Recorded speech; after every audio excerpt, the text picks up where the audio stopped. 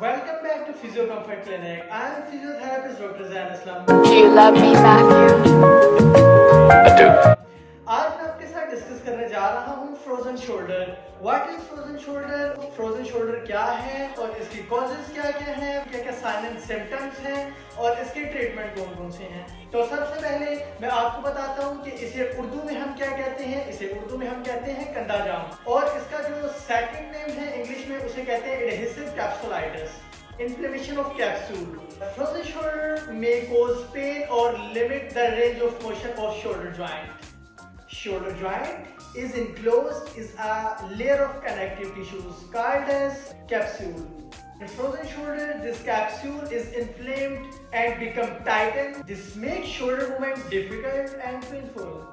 Shoulder joint के अंदर connective tissues की लेयर होती है जिसको हम कैप्सूल बोलते हैं। जब इसमें सोजन होती है, जब इसमें इन्फ्लेमेशन होती है तो इसको हम एडहेसिव कैप्सुलाइटिस बोलते हैं। मतलब कि जो कैप्सूल है उसकी इन्फ्लेमेशन या उसकी सोजन।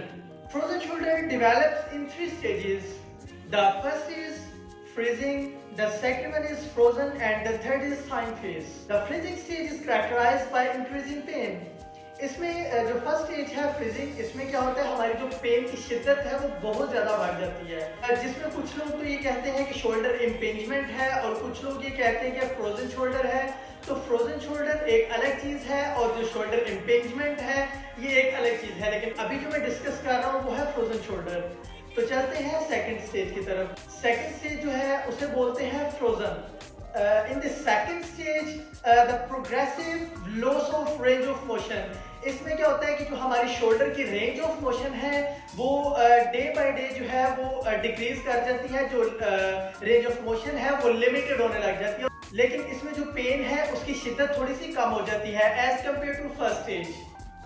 तो चलते हैं अब थर्ड स्टेज की तरफ, थॉइंग फेज।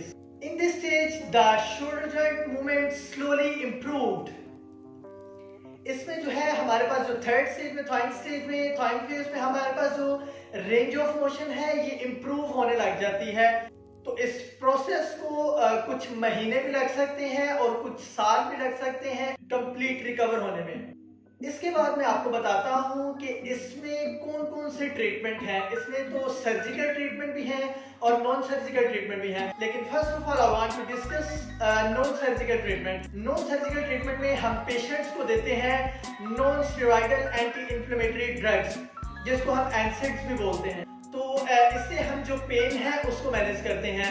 सेकंड पे हम स्टेरॉइड इंजेक्शंस देते हैं जिससे हमारी पेन भी मैनेज होती है और साथ में जो इन्फ्लेमेशन है, जो सोजन है, उसको भी कंट्रोल किया जाता है, उसको भी कम किया जाता है। तो थर्ड पे हम फिजिकल थेरेपी करवाते हैं। फिजिकल थेरेपी में हम different modalities, different machinery use करते हैं जो कि पेन को भी मैनेज करती है और साथ साथ स्वेलिंग, इन्फ्लेमेशन जो है, जो सोजन है, उसको भी मैनेज करती है और साथ साथ जो रेंज ऑफ मोशन है, जो हमारी मूवमेंट है, जो हमारी इस जोड़ की हरकत है उसको भी इंक्रीज, इनहांस करती है। तो इसमें हम स्ट्रेचिंग एक्सरसाइजेस भी करवाते हैं, इसमें हम स्ट्रेंथनिंग एक्सरसाइजेस भी करवाते हैं और इसमें हम टेक्निक्स भी यूज करते हैं, लाइक ग्लाइड्स भी देते हैं इसमें हम to improve the joint range of motion. तो चलते हैं सर्जिकल ट्रीटमेंट की। जो हम सर्जरी करते हैं, जो सर्जिकल ट्रीटमेंट होते हैं वो फ्रोजन शोल्डर में कौन कौन से होते हैं। सबसे पहले तो MUA करते हैं, मैनिपुलेशन अंडर एनेस्थीसिया।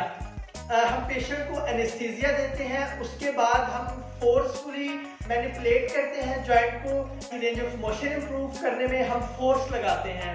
तो इसमें जो है चांसेस होते हैं, जब हम इसमें फोर्स लगाते हैं तो इसमें डिसलोकेशन के चांसेस भी आ जाते हैं और अगर बोन वीक हो तो इसमें हमारे पास फ्रैक्चर के चांसेस भी आ जाते हैं। तो जो सेकंड सर्जिकल ट्रीटमेंट है उसे हम बोलते हैं ऑर्थोस्कोपिक कैप्सूल रिलीज।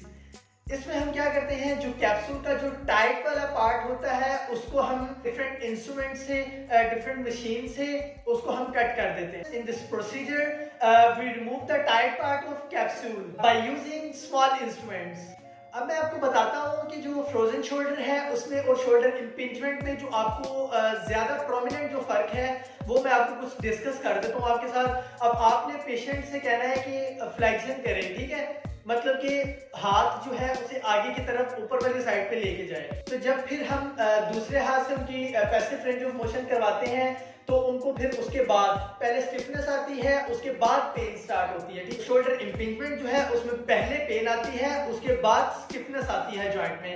लेकिन जो फ्रोजन शोल्डर है उसमें पहले स्टिफनेस आती है, देन पेन आती है। तो मैं उम्मीद करता हूँ आपको फ्रोजन शोल्डर काफी अच्छे से समझ आ गया होगा।